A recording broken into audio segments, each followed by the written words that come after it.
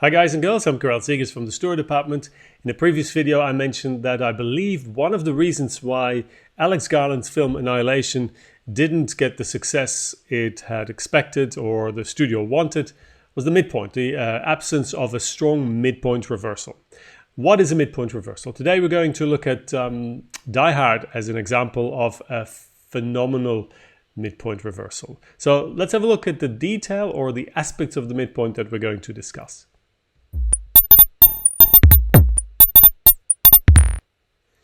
So the reversal for me is the key thing because it's structural and you need it to be able to build a story that works.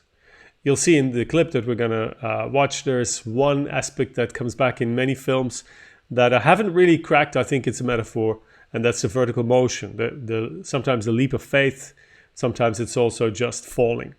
And then thirdly, the fact that often things get personal. So my face is over that, but yeah, what it wants to say is things get personal. See if I can, no, I can't change that. Anyway, so let's go straight into the first clip. I assume you know the story of John McClane, New York cop, ends up in a hostage situation, or at least he's outside the situation.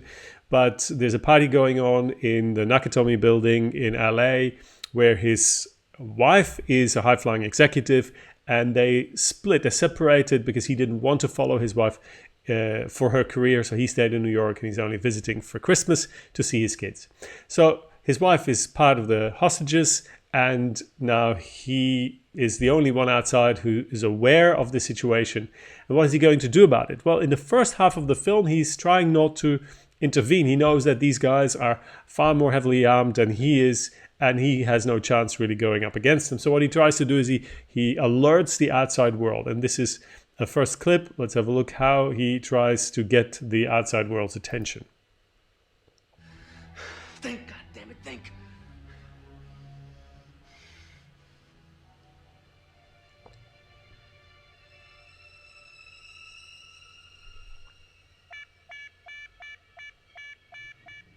We've got a fire alarm. So he triggers the fire alarm, and that gets to the attention of the gangsters fairly quickly. They intervene, and as it behooves a good film, attempts by the hero in the first half of Act 2 should not be all too successful. So you'll see very soon when McClane goes to the window to see what's happening, he'll see that these fire trucks will make a U-turn. They'll turn around and they will never make it to the Nakatomi building. And this is a first attempt, and you can really think in terms of sequences. So the first sequence of Act 2, the main attempt is to alert the outside world by triggering the fire alarm. The second attempt is when he gets a radio, and then that's about 10 minutes later, 10 minutes after what we've just seen, which represents pretty much one sequence, a dramatic sequence in the film. And this is that moment. Mayday, mayday. Anyone copying Channel 9? Terrorists have seized the Nakatomi building and are holding at least 30 people hostage. I repeat, unknown number of terrorists, 6 or more, armed with automatic weapons at Nakatomi Plaza, Century City. What's the best place to transmit? Somebody answer me, goddammit. The roof. Go, go! Now, if you've seen the film, you will know that this attempt is only half successful, in that there is a cop car on the way, and the cop gets out of the car, and then he goes into the building, but the receptionist has been replaced by one of the gangsters, and we're now approaching the halfway point of the film, and you'll see this is the key reversal. So the previous attempts seem to have failed. Now at the midpoint, often what you'll see is success followed by a defeat, a victory followed by a defeat. Now, I'll show you the victory and we'll talk about what the defeat is. And it's part of the irony that Die Hard is brimming of.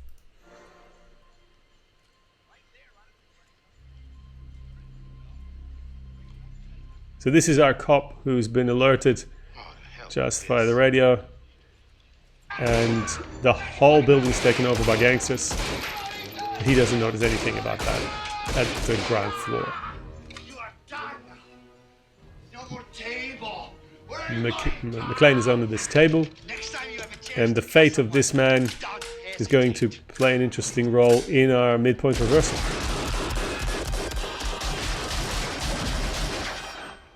Thanks for the advice. Okay, so here we see Powell leave, and it looks for a moment as if the second attempt to alert the outside world, the second sequence, is also going to end in a failure. But then this happens. And watch the irony, even the words of the song collide with what's going to happen on the screen. 8:30, go ahead. Yeah, that's a wild goose chase over here at Nakatomi Plaza. Everything here's okay. Over. But nobody has no place to go. Let it snow, let it snow, let it snow. And there we go. Now they know something's going on, something's going down at Nakatomi Plaza. And then we have McClane speak his famous words. Party, pal!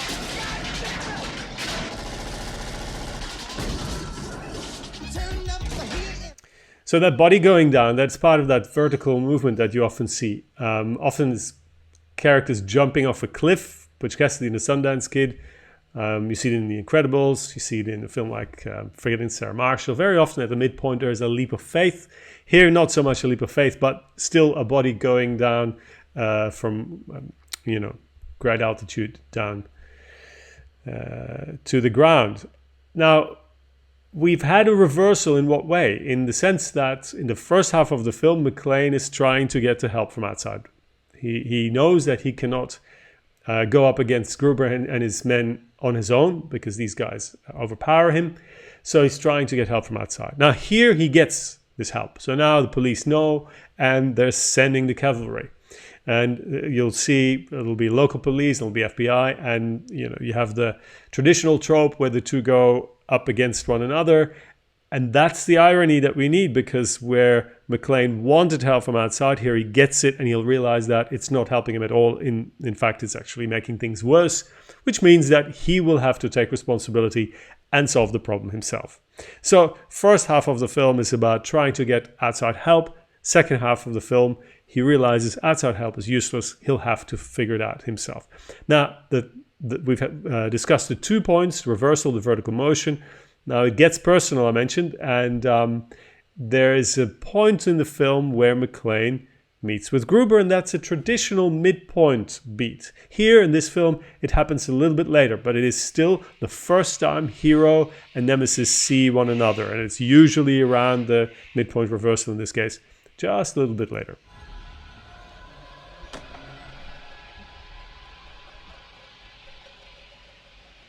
Hi there.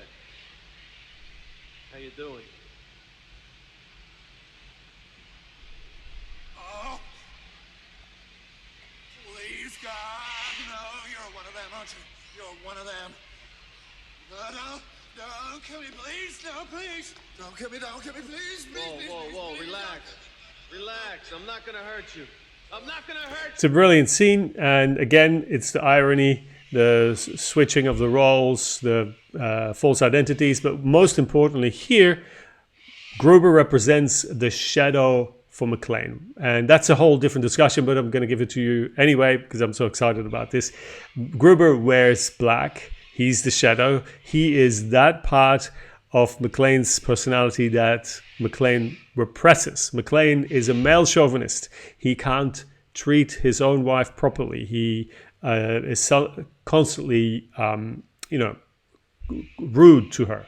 He has no manners, has no style. Gruber, on the other hand, he's a distinguished gentleman. He's well dressed. He's educated, and he's charming. He treats women well. So that's something McClane needs to learn. So McClane needs to embrace some of Gruber. And in mythology, in the metaphor, in the archetype, the hero needs to kill the shadow in order to become more of the shadow. And I will do, one day I'll do a video about The Third Man, because I think it's wonderful how it's done in that film. It's essentially the same story. So the hero kills the shadow in order to embrace the qualities of the shadow and so become more complete. Okay, so I hope you enjoyed that. That was our video today, Die Hard's midpoint reversal. You saw how that midpoint changed McClane's objective from getting help from outside to solving the problem himself. But down below, I have a link to an article that might interest you that gives you a little bit more about that midpoint thing from the story department. And I also invite you to learn about loglining. There's a link for Logline It, and we'll be back with logline reviews very soon. In fact, on Friday the 6th of April at 6 p.m. Pacific time and Saturday morning 7 April Australian time, I will be reviewing loglines live. So you can come to this channel at that particular time and we can interact with one another. You can give us loglines and we'll be reviewing them. Who are we? It's Near Shelter from logline.it and myself. So for about an hour, and we'll see if there's more demand, we'll probably extend that a little bit. We'll be reviewing your loglines, giving you advice, helping you construct them, review them, improve them if you already have them. So hope to see you there, 6-7 April, here on the channel, the Story Department channel. I hope you enjoyed this. If you did, please give us a like. Better even, subscribe to the channel, and we'll be back soon. See you then.